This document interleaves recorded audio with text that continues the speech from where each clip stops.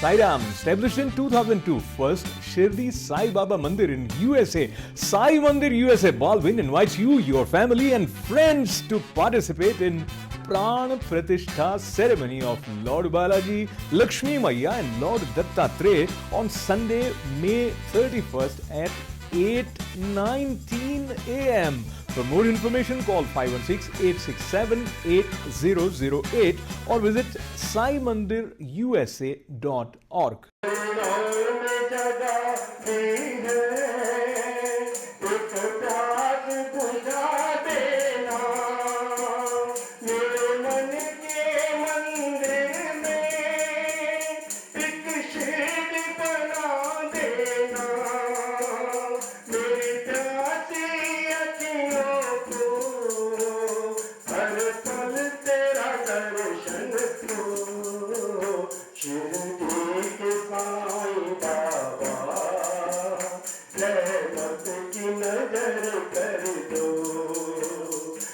साई मंदिर 2002 से भक्तों के लिए एक विशेष पावन स्थल है और अब यहाँ एक नया स्वरूप बाबा के साथ जो प्रतिष्ठा हो रही है 31 मई रविवार को सुबह 8:19 पर। उसके बाद यहाँ पर वेंकटेश भगवान, लक्ष्मी मैया और भगवान दत्तात्रेय के स्वरूप की भी प्राण प्रतिष्ठा होने वाली है। और मेरे साथ जहाँ भरत भाई हैं जो श्रद्धालु भी हैं और ज्ञानी भी हैं, वहीं संस्कृत ब्रदर्स के रूप में जाने वाले और वैदिक आचार्य जिन्हें कहा जाए श्रीनाथ जी हैं। तो मैं भरत जी से प्रारंभ कर रहा हूँ। ये जो उत्सव होने वाला है इसको आप किस तरह एक डिवोटी के रूप में महत्वपूर्ण मानते हैं? मूर्तियाँ की प्राण प्रतिष्ठा होती है, उसके बाद ही मूर्तियाँ की पूजा की जाती है। सभी इंद्रियों हम मूर्ति के अंदर दाखिल करते हैं और अपने भाव से उसमें प्राण देते हैं, इसलिए उसको प्राण प्रतिष्ठा कहते हैं और उसके बाद उसकी पूजा की जाती है। श्रीनाथ जी, प्राण प्रतिष्ठा जो है उसकी महिमा के बारे में बताते हुए जो मंत्रोच्चार उस अवसर पर विशेष रूप से सहायक होते हैं, उनमें से कोई मंत्र भी यदि आप हमारे दर्शकों तक पहुँचाएँ। ओम आपो वा इदगुं सर्वं विश्वा भूतान्यापः प्राणा वा आपः पशव आपो नमापो अमृतमापः सम्राडापो विराडापः स्वराडापश्छन्दागुष्यापो ज्योतिगुष्यापो यजोगुष्यापः सत्यमापः सर्वा देवता आपो भूर्भुवः सुवराप ओम। ये एक मंत्र है। और प्राण प्रतिष्ठापना मंत्र के लिए असुनीते पुनरस्मा सुचक्षुः पुनः प्राणमिहतो ओधेहि भोगं ज्योक्पस्ये मसूर्यमुच्चरं तमनुमते मृडयानस्वस्ति। ये मंत्र भी कहते हैं जी। ये मंत्र यजुर्वेद का उपयुक्त है। मूर्ति बनाने के लिए वो बोलते हैं पत्थर है, पत्थर से मूर्ति बना सकता है ना, वो मूर्ति का जीव नहीं होता, प्राण नहीं होता। ये मंत्रों से विधिपूर्वक हवनादि कृत्य करके इसकी मूर्ति में प्रत्येक मुहूर्त आदित्यादि नवग्रहाणां मध्य विशेषतः शुभफलावाप्त्यर्थम ये संकल्प बोल के वो सभी मूर्तियों के लिए कभी भी किसी भी व्यक्ति किसी मूर्ति के लिए भी कैसा कर सकता है। और एक बात है मृडयानस्वस्ति। ये प्राण प्रतिष्ठा के पश्चात वो मूर्ति से हम क्या मानते हैं, क्या पूछ सकता है।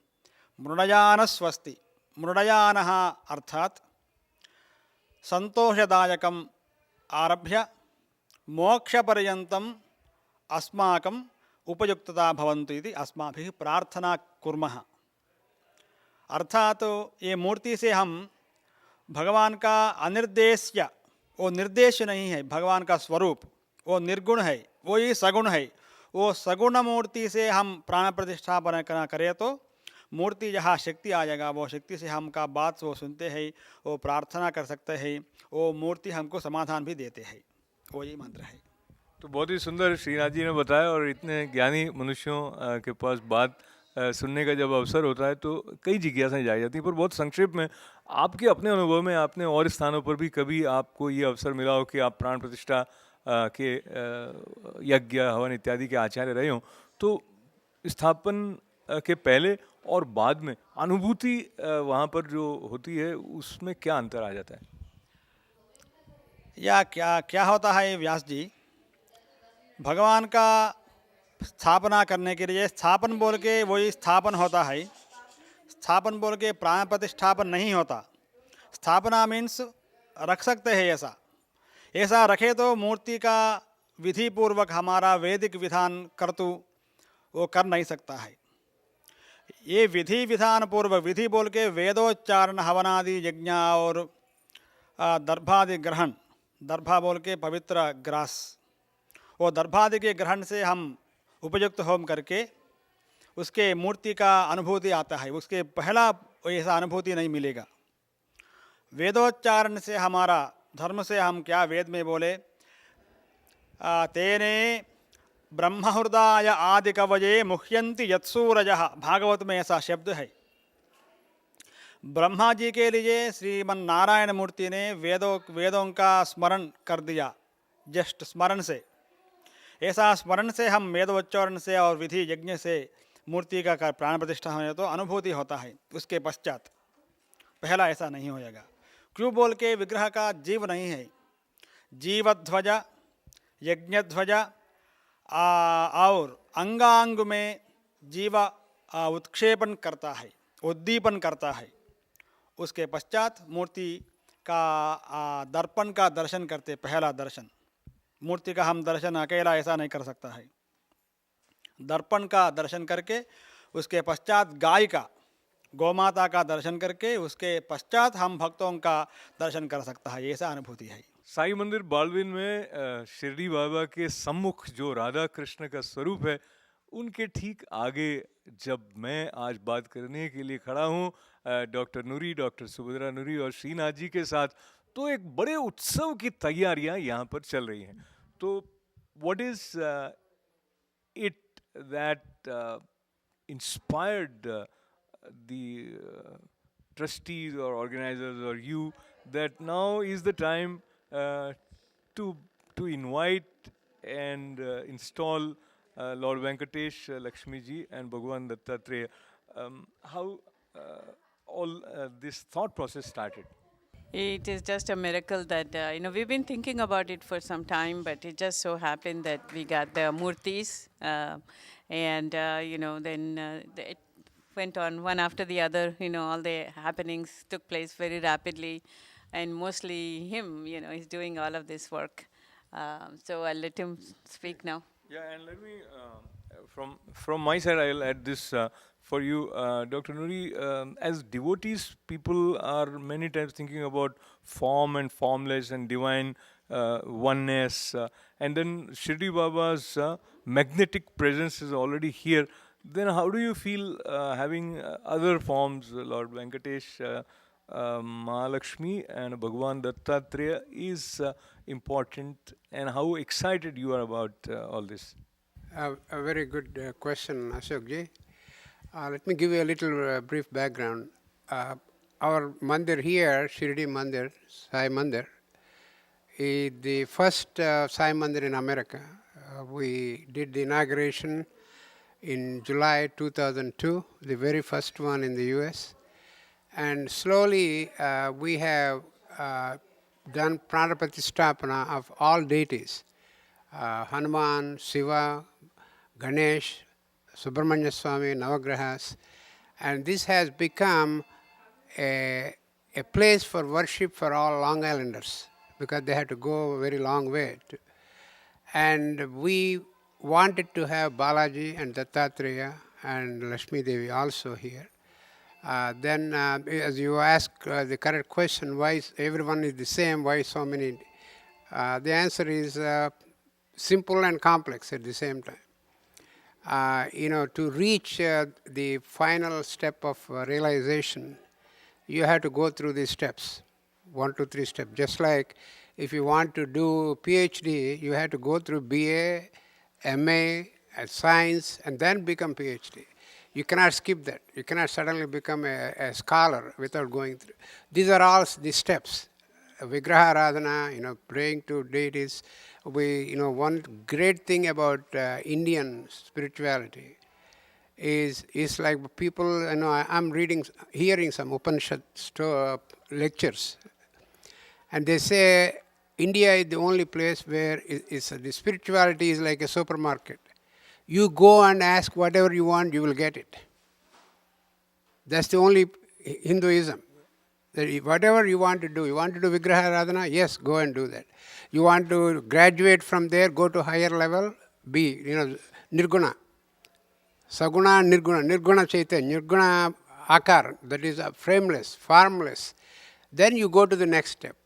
So all these steps are important. So you cannot expect everyone to be PhDs.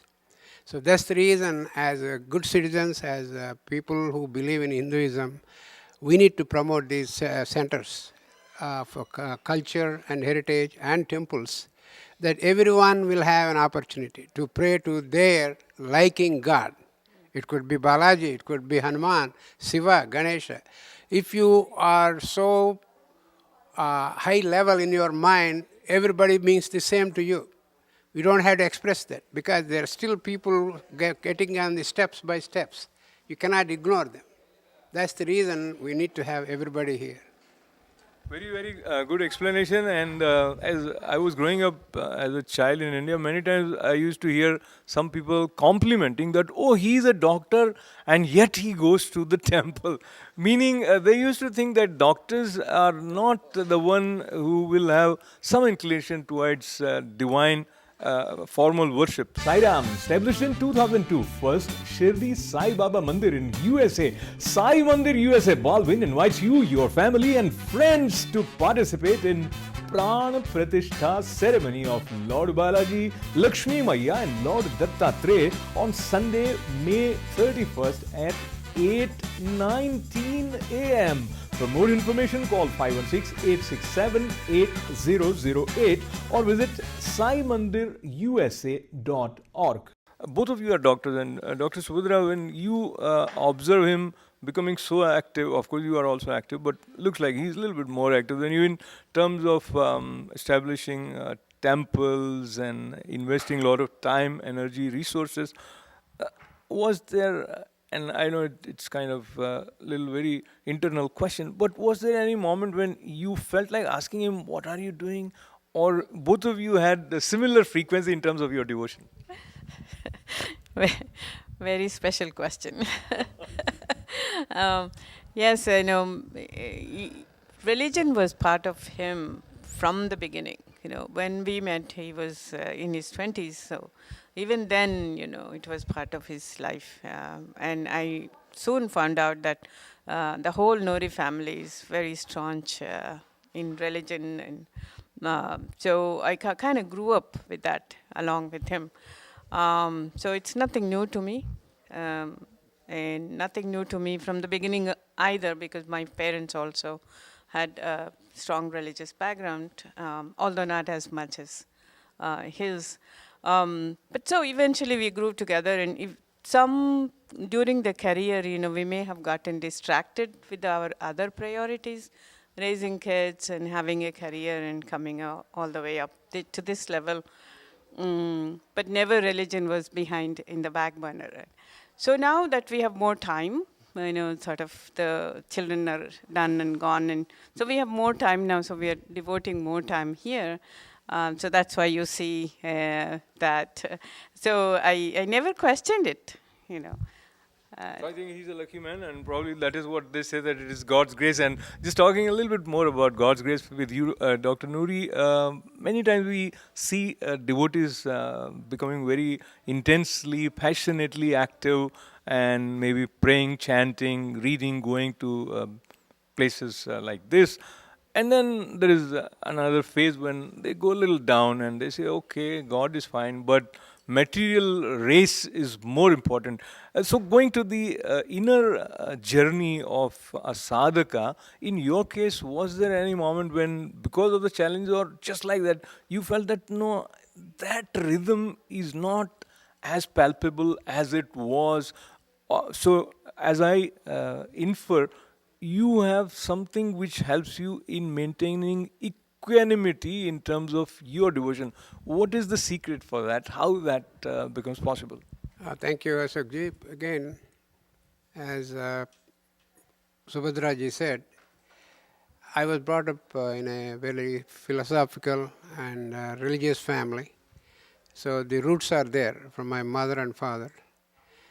And that always helped me, praying to God, Baba, or any other God, gave me a kind of tranquility, which kept me away from all this materialistic, hectic life here or in India.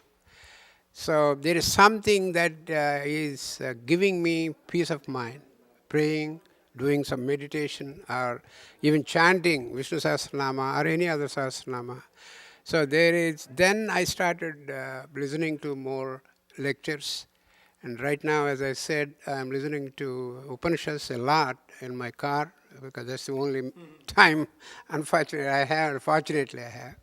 So this again, this enlightenment of realization, self-realization, after reading so many books, it won't happen. I'm very fortunate that there is some accumulated good things in my previous karma. So otherwise, these things won't even come to your mind. So I had to make use of that time. And again, this is a blessing. This is a blessing that, I'm able to do all these, temples here and in New Jersey. It's not that we wanted to do it. Some people still, I used to say the same thing. I did this temple and the Eastern temple. It's Him doing through you. That is the greatest satisfaction I have. If you introduce a bit of ego in that, the progress stops right there. So it is Him doing through you. When that understanding, awareness becomes a part of your realization, it is a great thing to happen. And before we conclude this conversation, I would repeat that on May 31st, Sunday, at 8:19 a.m., there is an installation Prana Pratishtha Samaroh for Lord Venkatesh, Lakshmi Maiya, and Bhagwan Dattatreya. And I want to take the advantage of the presence of Srinathji in learning a little bit more about Bhagwan Dattatreya. Sometimes we hear that Shirdi Baba is also incarnation of Bhagwan Dattatreya, and Bhagwan Dattatreya we see in the form where people fail to understand what is the significance of the song. अगर आप कुछ बताएं कि भगवान दत्तात्रेय का जो स्वरूप है उसकी महिमा क्या है और क्या उसका महत्व है? मालां कुंडीं चडमरुं शूलं शंखं सुदर्शनं दधानं भक्तवरदं दत्तात्रेयं नमाम्यहम्। दत्ता भगवान का स्वरूप यही है। ये आधारित श्लोक है, सुप्रसिद्ध श्लोक है। दत्तात्रेय स्वरूप, दत्तः नाम अर्थात दानम इज गिवन टू अत्रि मुनि। श्रीमन्नारायण मूर्ति जी ने अत्रि महामुनि के तपस्या का वरदान दिया, ऐसा मैं आपका पुत्र तुल्य होएगा। अत्रि मुनि ने ऐसा ही पूछा, भगवान आप साक्षात मुझे पुत्र होना है, यही मेरी वर है। ऐसा तपस्या का फल से दत्त भगवान का आविर्भाव हुआ। दत्त भगवान का स्वरूप में और शिव जी है, विष्णु जी है और ब्रह्मा जी भी है। इसीलिए कहते हैं गुरुर् ब्रह्मा गुरुर्विष्णु गुरुर्देवो महेश्वरः गुरु साक्षात परम ब्रह्म तस्मै श्री गुरवे नमः। अर्थात यह एक विभिन्न सूक्ति है, अवगाहना है। गुरुर ब्रह्मा पहला एक गुरुर ब्रह्मा है और दूसरा पाद में गुरु साक्षात परम ब्रह्मा ऐसा है। एक क्या है वो पहला ब्रह्मा का अर्थ क्या है और दूसरा पर ब्रह्मा का बोलने के लिए क्या ज़रूरत है, वही समान है, एक है। ऐसा विचार करें तो तर्कशास्त्र में ऐसा समाधान दे रहे हैं आचार्य सिद्धांत पक्ष से। गुरुर ब्रह्मा मीन्स यहाँ गुरुर ब्रह्मा मीन्स चतुर्मुख ब्रह्मा बोल सकता है, विष्णु बोल के विष्णु जी होता है। और गुरुर्देवो महेश्वरः, गुरुः गुरुः इत्युक्ते गुरुः नाम भारकारकः ज्ञानात्, सभी उनका जानते हैं, ये मुझे पता नहीं ऐसा बात वो उनका मुख कमल से नहीं आता है, वही गुरु कहते हैं। और दत्त भगवान के लिए ऐसा त्रिमूर्ति स्वरूप गुरु साक्षात परब्रह्म, ये साक्षात विष्णु जी नहीं है, पालक नहीं है, और क्रिएटर ब्रह्मा जी नहीं है, और डिस्ट्रॉयर वो शिवजी महेश्वर भी नहीं है, वो साक्षात परब्रह्म है। ये वचन गुरु गीता में है, ये श्लोक गुरु गीता का स्वरूप में है। स्कंद पुराण में Guru Gita around the 200 above shlokas ऐसा है इसमें।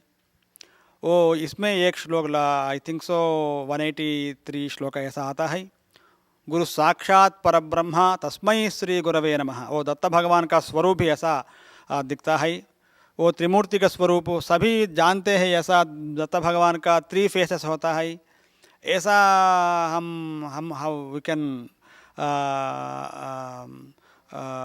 ऐसा करने के लिए ऐसा ज़रूरत नहीं है। त्रिमूर्ति का स्वरूप है कि फेस 3 नहीं है दत्त भगवान का, कोई ऐसा मानते हैं, वो हो तो भी कुछ फर्क नहीं होता। और दत्त भगवान का स्वरूप में मालाम कुंडींच डमरुम, माला मीन्स ब्रह्मा जी का वो अक्षमाला बोलते हैं, वो धारण करने वाला है दत्त भगवान। कुंडी बोल के वो इसमें पानी गंगा जल होता है, वो मानस सरोवर से वो ऐसा गिर गया वो पानी, वो मालाम कुंडी, वो दोनों ब्रह्मा जी का स्वरूप है। डमरुम शूलम, वो डमर होता है डमरुक, वही एक हाथ में धारण करने वाला है। शूलम और शूल, परमेश्वर जी का शूल होता है ना, नमः शूलिने च भगवान का, ऐसा शंकर भगवान जी का स्वरूप ही इसमें है। मालांग कुंडींच डमरम शूलम शंखम सुदर्शनम, और शंख है, वो शंख नाम अर्थात व्यास जी गीता ने कहा पांचजन्यम हृषिकेशो सोमदत्तं धनंजयः, और भगवान का शंख का नाम उच्चारण किया, जहाँ पांचजन्य शंख उनका है। और सुदर्शनम चक्र लांछन है, वो धारण करने वाला ही दत्त भगवान है। यही स्वरूप है भगवान का। भगवान के स्वरूप के बारे में इतनी सुंदर जानकारी श्रीनाथ जी से मिली। डॉक्टर नूरी और सुभद्रा नूरी जी से किस तरह भक्ति को लेते हुए कर्म में सक्रिय रहा जा सकता है, उसका प्रामाणिक परिचय उनके अनुभव से मिला। और ये जो स्थान है बिल्कुल उत्सवमय है, और उत्सव प्राण प्रतिष्ठा समारोह को लेकर तो है ही, साथ ही साथ श्रद्धा और भक्ति के जो सतत स्पंदन हैं उनसे भी ये स्थान उत्सवमय है। और ये उत्सव आपके जीवन तक पहुँचे, आपके चिंतन में ऐसी ओजस्विता आए कि आपका जीवन स्व कल्याण और जगत कल्याण का माध्यम बने, ऐसी प्रार्थना श्रीनाथ जी के साथ करते हुए बातचीत में हमारा साथ देने के लिए आपका आभार। अशोक व्यास को अनुमति दें। नमस्कार। Sai Ram, established in 2002, first Shirdi Sai Baba Mandir in USA. Sai Mandir USA, Baldwin invites you, your family and friends to participate in Pran Pratishtha ceremony of Lord Balaji, Lakshmi Maya and Lord Dattatreya on Sunday, May 31st at 8:19 a.m. For more information, call 516-867-8008 or visit saimandirusa.org.